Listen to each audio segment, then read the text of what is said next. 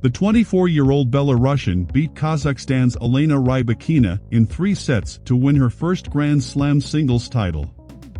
Aryna Sabalenka is no longer afraid of performing on large stages.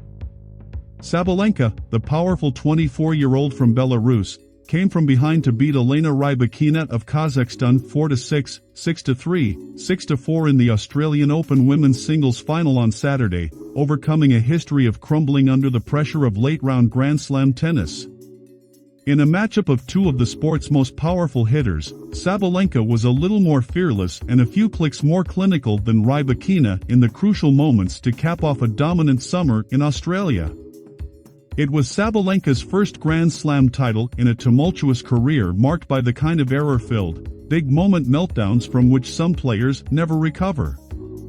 Instead, the match was a microcosm of Sabalenka's career, with a shaky start punctuated by ill-timed double faults, a steadying mid-match recovery, and a final set display of raw power and precision that her opponent couldn't match.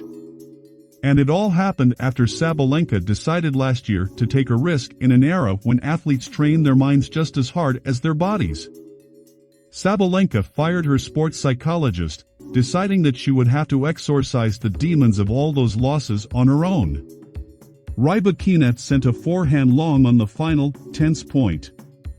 Sabalenka was on her back on the blue court in an instant, crying tears of joy and relief. "It's the best day of my life right now," she'd later say. A few minutes later, while holding the championship trophy on a stage, Sabalenka turned to her coaches and thanked them for sticking with her on an emotional ride to this first Grand Slam title.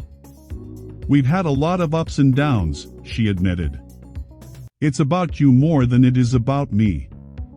Of course, not on a night when she had to defeat an opponent who had previously proven herself on a stage like this. Rybakina, a native Russian who became a citizen of Kazakhstan in exchange for financial support 5 years ago, was looking to build on her Wimbledon title run and establish herself as a major threat in women's tennis. "I should have been more aggressive," Rybakina admitted afterward. She was mentally and physically stronger. Instead, Sabalenka demonstrated the tenacity required to survive the type of high-risk, high-reward tennis battle that seemed unavoidable from the start of the season tournament, in which the conditions were ideal for the biggest, flattest hitters. When players first arrived in Melbourne more than 2 weeks ago, they complained that the combination of heat, humidity, and court preparation had made the balls difficult to spin, giving an advantage to players who hammer their first serves and rip at nearly every rally ball as if they get extra credit for velocity.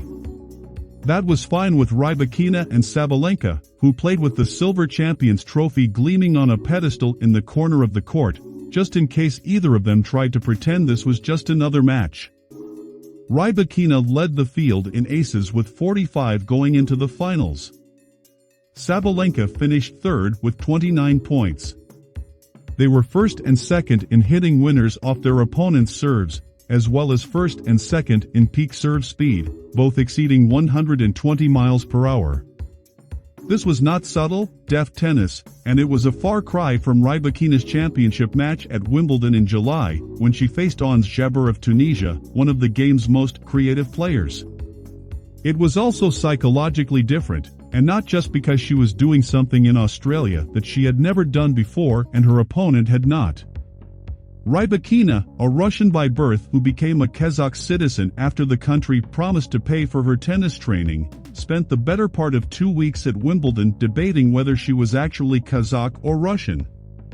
As she stampeded to the title, she was also asked to account for her native country's invasion of Ukraine. Her family is still in Russia, and Wimbledon had barred Russian and Belarusian players from competing. Sabalenka, one of the few players who can match, and often outperform, Rybakina thump for thump, was sidelined as a result. Sabalenka's power, however, differs from Rybakina's. Both players are 6 feet tall, but Sabalenka swings a tennis racket like a lumberjack swings an axe, screaming with effort on every stroke, every struggle and emotion visible in her eyes, whereas Rybakina's long arms make her appear like a human trebuchet, slinging shots in silence and giving no hint of the turmoil stirring inside. As Sabalenka settled in and tied the score, The match became a test of which brand of high-octane tennis could withstand the pressure of a final set for one of the sport's most important championships.